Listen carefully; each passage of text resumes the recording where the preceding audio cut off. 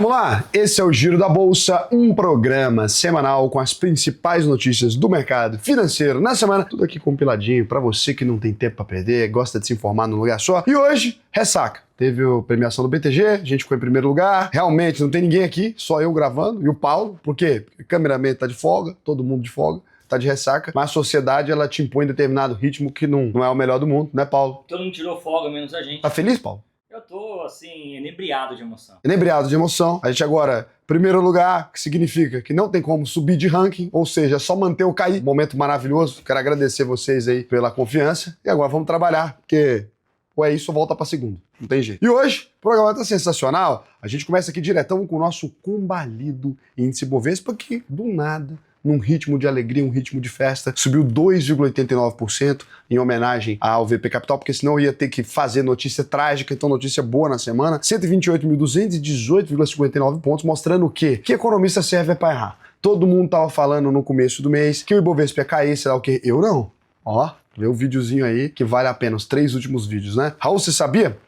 Não, eu só não quis fazer previsão catastrófica, mas aí acabou que a previsão acertou. Ibovespa aí nessa altazinha legal, IFIX 0,36% de alta, S&P 500 1% de alta, que loucura, a gente subiu mais que os Estados Unidos, claramente tá errado. Nasdaq 1,71%, dólar 1,93% de queda, olha, R$ 5,69. Bitcoin 1% de alta, Ethereum 4,27% de alta então. O que aconteceu na semana? Um tarifaço do Trump, os resultados da inflação no Brasil e nos Estados Unidos e pela primeira vez, reprovação do presidente Lula superando a aprovação, aí você entendeu porque que o Ibovespa tá subindo, é de fato isso, né? O mercado ficou animado, que o Lula tá com rejeição gigantesca. Raul, mas como assim?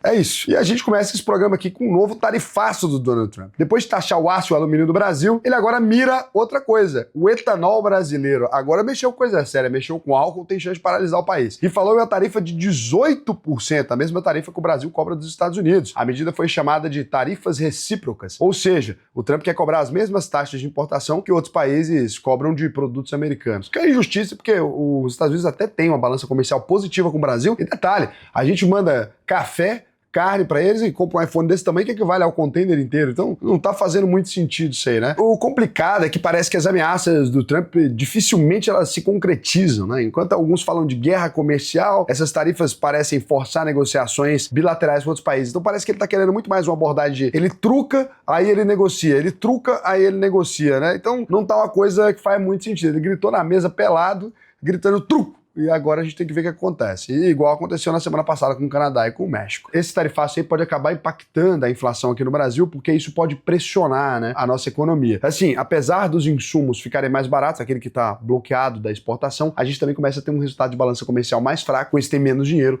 e aí sim a gente pode ver um aumento no preço de alguns produtos, né, principalmente desses produtos americanos, se o Brasil decidir retalhar de alguma maneira, fazer alguma coisa desse gênero. E por falar em inflação, né, que é o aumento generalizado de preços aí que está rolando no planeta, a gente tem aqui essa semana o IPCA, que registrou um aumento de 0,16% em janeiro, a menor taxa para o mês desde o Plano Real. Então o resultado foi esse, né? Apesar da desaceleração de 0,36 ponto percentual em relação a dezembro. Esse bônusinho que a gente teve de desaceleração foi por conta do bônus da energia de Itaipu, que beneficiou aí 78 milhões de brasileiros. A inflação em dezembro tinha subido 0,52. O IPCA de alimentos e bebidas registrou também uma alta de 0,96% no mês passado, o quinto aumento consecutivo.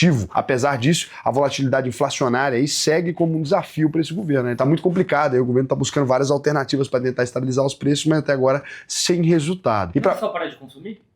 Só para de comprar. Eu mesmo, minha inflação subiu 0, não tô comprando nada. Você tá comendo ovo? Não, porque tá caro. Tá caro? Tá caro. Hoje você comeu ovo trufado, Raul. Tava caro. E para piorar o cenário nacional aí, nessa semana o Tribunal de Contas da União liberou os 6 bilhões de reais que haviam sido bloqueados para o programa Pé de Meia. O grande problema é que esse dinheiro não estava previsto no orçamento, mas os ministros do TCU determinaram que o governo encontre uma solução junto ao Congresso para incluir o programa aí no orçamento de 2025 em até 120 dias. Então tem que incluir. Isso reforça a necessidade de ajustes fiscais para evitar novos bloqueios orçamentários que estão paralisando toda hora, gera mais desconfiança, então mais problema. E se o governo não andar na linha, ele vai dar mais argumentos para a oposição pedir o impeachment do presidente por pedalada fiscal. E aí já viu, né? Tirar o Lula nessa altura do campeonato, manchete no mundo inteiro, e aí a gente tá enrolado mesmo, aí vai colher uma inflação legal. Lembra ali do período quando a Dilma saiu, o rolo danado que a gente enfrentou? Então, basicamente isso aí que a gente corre risco se o PT não começar a se ajeitar. Por quê? A situação não tá muito boa pro PT e para piorar, saiu essa pesquisa aí do Datafolha que apontou que 24% dos eleitores brasileiros aprovam o governo do presidente Lula e 41% reprovam. Ou seja, quase ninguém tá apoiando o presidente Lula, né? Ele tá com um problema muito grande. E o Alckmin, nesse momento, já está aqui, ó, esfregando as mãos e pensando, será, companheiro? Será que finalmente, depois de todos esses anos de disputa, é o Lula que vai me eleger? Tomara que não, pra gente não ter esse tipo de problema, né? Mas o governo já começou a orquestrar algumas coisas pra mudar isso aí. Com a proximidade das eleições presidenciais, o Fernando Andrade mudou o discurso, saiu pra defensiva e passou a contrapor os números de sua gestão com o desempenho de governos anteriores, justificando que o que não foi feito até agora pelo governo é porque o tempo foi curto e a casa estava bagunçada. Mas que bagunça era essa? Tá demorando a arrumar, né? Demora 2 anos para arrumar o armário? Enquanto isso, o Ministério da Fazenda, do já citado excelentíssimo senhor Andrade, disse ao Congresso que o freio aos supersalários e a regulação da IA são prioridades para 2025. Fudeu tudo, cagou geral, que a gente vai, porra, vamos baixar uma lei pra IA aí, cara. Porra. Até porque ele tem domínio, né? Isso aí é foda. Mas outra coisa, o governo já começou com algumas medidas populistas aí. Não sei se vocês ficaram sabendo, mas sabe o que rolou essa semana? O governo zerou o custo de medicamento nas farmácias populares. Né? Finalmente um dinheiro bem gasto com alguma coisa. Sinceramente, eu fiquei até feliz aí. É melhor que comprar champanhe. E além do aumento da faixa de isenção do imposto de renda, que ainda não foi enviado ao Congresso, o mercado está acompanhando de perto essas medidas aí, já que essa falta de controle sobre os gastos públicos pode elevar o risco fiscal, pressionando os juros e afastando mais ainda os investimentos produtivos. O governo também divulgou nessa semana o Desenrola Rural, né, um programa nos moldes do Desenrola Brasil para renegociar as dívidas aí de agricultores familiares e quem sabe aí até fortalecer a galera do MST, né? Agora, isso aqui muito interessante, essa tentativa de aproximação do governo do agro, deixando aí a galera um pouco mais feliz, porque eles querem ver se entra no programa aí Gustavo Lima. Quando o Gustavo Lima canta qualquer coisa sobre você, sua popularidade cresce. É basicamente isso. É o Andrade, você...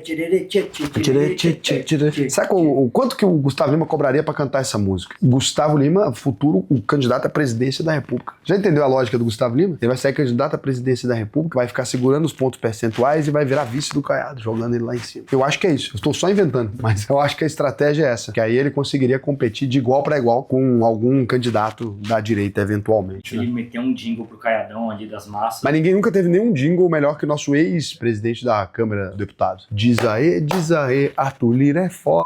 O homem é foda Brasília. Israel, um democrata cristão. Então, retomando aqui, o objetivo desse programa é beneficiar quase 1 milhão de famílias endividadas, que se somadas, as dívidas atingem 19,5 bilhões de reais. Chega muito próximo do que a UVP está almejando para esse ano, mas falta muito, né? Lembra muito do nosso começo. Para fechar o cenário nacional, a gente tem 2 notícias que movimentaram bem o mercado. Aí. O Grupo Carrefour está com a canalice, tá? Eles querem transformar o Carrefour Brasil em uma subsidiária integral, ou seja, quer tirar as ações da Bolsa de Valores. Fizeram um IPO lá há mais de 15, agora querem que as pessoas vendam a 7, né? E aí, se vocês aceitam ali, se o grupo que tem free float, as ações disponíveis no mercado aceita, acaba fechando, isso é péssimo para acionista minoritário, isso não passa segurança, é horrível para o mercado, tem que olhar o nome desses acionistas, não fazer negócio com o especial, porque isso é canalice. Hoje a controladora tem 67,4% da empresa e busca ter 100% de controle. As ações acabaram subindo aí, porque o grupo francês, grande França, estipulou um prêmio de mais de 30% em relação à cotação atual do dia. R$ 7,39, a 16,19% de crescimento no Carrefour aí. Já o Bradesco teve as ações rebaixadas pelo Goldman Sachs, que argumentou que o retorno sobre patrimônio, o ROI, do banco permanecerá abaixo do custo de capital até 2027, mesmo com os resultados acima das expectativas do mercado aí. Isso indica que no curto prazo a lucratividade vai continuar pressionada, que pode limitar o crescimento das ações aí. O Bradesco então fechou a R$ 12,19 com 1,22% de queda. Cara, tá muito interessante já nesses preços, né? Estão dando de graça o Bradesco, basicamente. Chegou num ponto agora que o mercado jogou tão longe as ações do Bradesco, que para cada R$1 que o banco tem de patrimônio, as sedes, os carros, tudo ali que ele tem, você tá pagando 69 centavos. Estão dando o banco de graça. Basicamente assim, ó,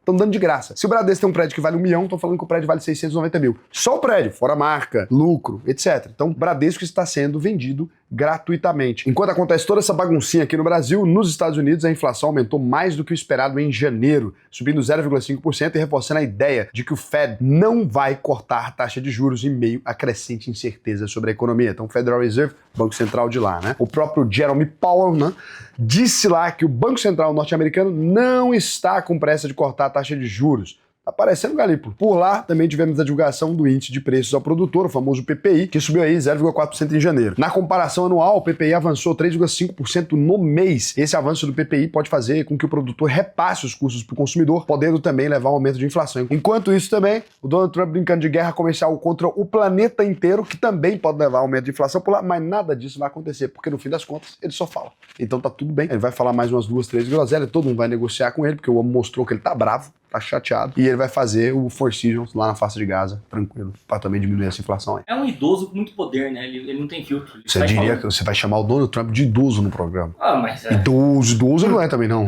Donald Trump tem apenas 78 anos. Que é isso? Não tem nada de... Tá bom pra 78 anos. Tá incrível. Então o Federal Reserve deve manter as taxas de juros elevadas por algum tempo ainda. Agora, falando sobre inflação, a Argentina aí tá bem, né? O governo Javier Milei continua promovendo um ajuste fiscal agressivaço. Além do corte de gastos públicos e fechar a Receita Federal, rolou também a suspensão dos repasses aos estados e a redução de subsídios a serviços essenciais. Como resultado, a inflação anual caiu para 84,5%, abaixo dos 100% pela primeira vez desde janeiro de 2023. Apesar disso, o país ainda segue, né, numa recessão, mas dizem as más línguas, quem mora em Florianópolis aí pode dizer, que os argentinos estão indo para lá e gastando a rodo. O preço do supermercado está subindo até por conta da temporada de argentinos por lá. Então eles estão com bastante dinheiro. Eu, quando fui na Argentina, de fato, vi os argentinos com bastante dinheiro, a maioria do pessoal estava bem feliz aí. Se você quiser aprender a proteger o seu patrimônio, né, dolarizar uma parte dele, nesse momento agora tem uma janela interessante, o dólar caiu um pouco em relação ao valor que a gente estava anteriormente, ainda está num volume alto, mas dólar caro é aquele que a gente não inclui na carteira, quiser montar umas operações nas Ilhas Caimã, quiser pagar menos tributo, tudo isso eu consigo te ajudar dentro da lei, tá? Você fazer a melhor estratégia financeira. A mesma estratégia que a gente ensina para os nossos clientes mais ricos, aqueles clientes que têm milhões, a gente consegue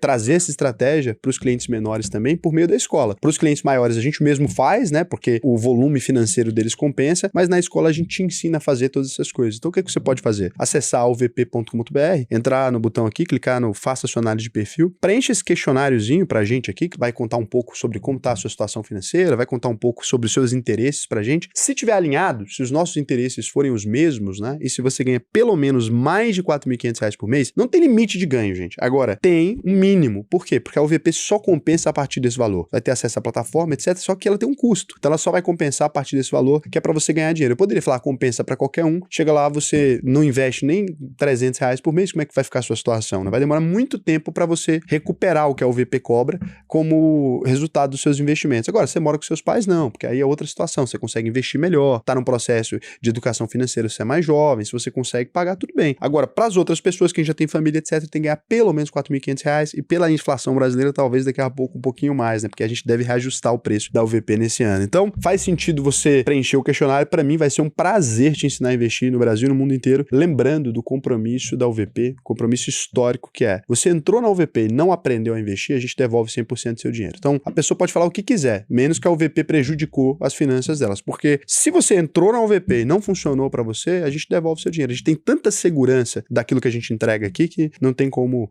ser diferente. Entra aí. Agora, a gente vem aqui para as rapidinhas, que são notícias que não são relevantes o suficiente ao ponto de ganhar um destaque aqui, mas também não são irrelevantes ao ponto de ficar fora do programa. Será que não era bom perguntar pra Dani o que é uma rapidinha? Não acho aconselhável. Ela vai responder alguma coisa. Você quer falar o que é uma rapidinha, Dani? Pensa numa máquina de lavar, é tipo assim, entendeu? Fica aí a informação. Olha, notícia triste pro mundo do marketing, Paulo. Dá até uma collab. A Bombril entrou com pedido de recuperação judicial na segunda-feira, com a dívida de 2,3 bilhões de reais, atribuindo parte das dificuldades às autuações da Receita Federal por conta de passivo tributário. É complicado mesmo. Eu odeio quando eu fico devendo imposto e a Receita Federal me autua. Por conta disso, as ações da empresa tiveram uma queda de mais de 26% no dia da divulgação da notícia. Na quarta-feira, a empresa informou que a Justiça aceitou o pedido de recuperação judicial, então a empresa deve seguir se recuperando aí. A gente deseja aí melhoras, né, para Bombril, de forma geral, uma marca histórica para o país, e tem milhares de funcionários que dependem dessa empresa, então a gente espera sempre que a empresa consiga se recuperar. Eu não fico brincando com a recuperação judicial, não, que é ruim demais. As empresas gigantescas, uma empresa dessa quebra, é muita família que fica desassistida, não é legal, né? Então, boa sorte aí pra Bombril. Eu só compro uma palha de aço da Bombril agora pra ajudar. Põe até a propaganda de graça da Bombril aqui. Comunicado urgente. Atenção, caíram os 3 zeros. O que era 1000 virou 1. Mas Bombril não mudou. Bombril continua com suas 1001 utilidades. Muito obrigado. É real, Bombril tem 1001 utilidades. Vamos fazer publicidade de Carlos Moreno? Vamos. Carlos Moreno, manda contato aí que a gente quer te contratar também. Vai que o Carlos Moreno ficou sem emprego que a Bombril tá em recuperação judicial. A gente tá aí para poder oferecer esse emprego pro senhor. Então a Itaúsa anunciou o pagamento de proventos no valor total de 8,11 bilhões de reais, mostrando mais uma vez que o nosso querido Barsi é um mão de alface. Ele vendeu a Itaúsa porque não tava pagando dividendo. Desde que ele vendeu, começou a pagar dividendo todo mês. Os pagamentos incluem dividendos e juros sobre capital próprio a serem pagos em 7 de março, 1º e 22 de abril. É brincadeira, gente. O Barsi é um... Gente boa, já usou até meia vermelha. A gente gosta dele aqui. A Caixa de Seguridade fechou o quarto trimestre de 2024 com lucro gerencial de 1 bilhão de reais. Crescimento de 14,6% em relação ao mesmo período de 2023. Esse foi o maior resultado da história da empresa. Isso aí por conta do crescimento do desempenho comercial e da queda de sinistralidade no ramo de seguros. Né? Sinistralidade é o número de prêmios que a empresa tem que pagar, o número de sinistro quando um acidente acontece. E agora a fusão de 60 bilhões de dólares entre a Nissan e a Honda não rolou. As empresas desistiram da negociação, que criaria a terceira maior montadora do planeta Terra, alegando aí que a parceria prejudicaria a agilidade nas decisões estratégicas. Cara, nesse momento, o que você menos precisa para uma empresa de carro gigantesca é se fundir com outra, porque para mexer com um elétrico, etc., você sair da sua empresa, começar a fundir com um negócio gigantesco, lá tá, ainda bem que vocês refletiram, né? Agora, a Nissan foi jogada na incerteza. Destaque aí pro desafio, né, das grandes montadoras em peitar as rivais chinesas. Só voltar a fazer aquele carro de drift e pede para lançar mais 3 Velozes e Furiosos, resolve essa porra. A Strategy, que anunciou na semana passada que tinha parado de comprar Bitcoin depois de 12 semanas seguidas, voltou a comprar ativo.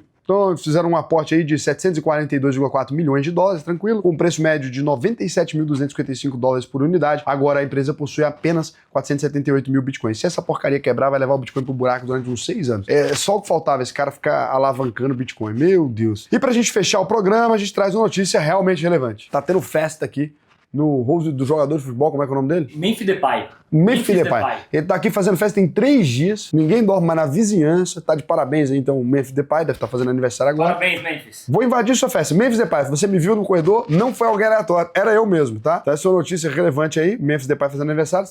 Poder deixar parabéns pra ele aí. Enquanto isso, o Google tá enviando alerta de terremoto dos moradores de Ubatuba, da capital paulista, do Rio de Janeiro e de Minas Gerais. Também recebemos notificação de alerta de chuva aqui na cidade de São Paulo. A empresa disse que está investigando o ocorrido e pediu desculpa, mas foi engano, tá? Não precisa ficar preocupado não. Não vai ter deslizamento nenhum, nem terremoto, nem nada. Foi só um acidente, mas foi um acidente que alguém tropeçou num cabo lá no Google. Eles estão contratando estagiário pra cortar custo desde esse negócio de IA, e aí tá dando esse tipo de problema aí. Isso aí não é bom não. A gente mesmo só tem apenas 7 estagiários, né? E a gente não coloca eles para fazer nada além das coisas essenciais para o aprendizado de um estagiário, que é buscar gelo e cerveja. Beijo pra vocês.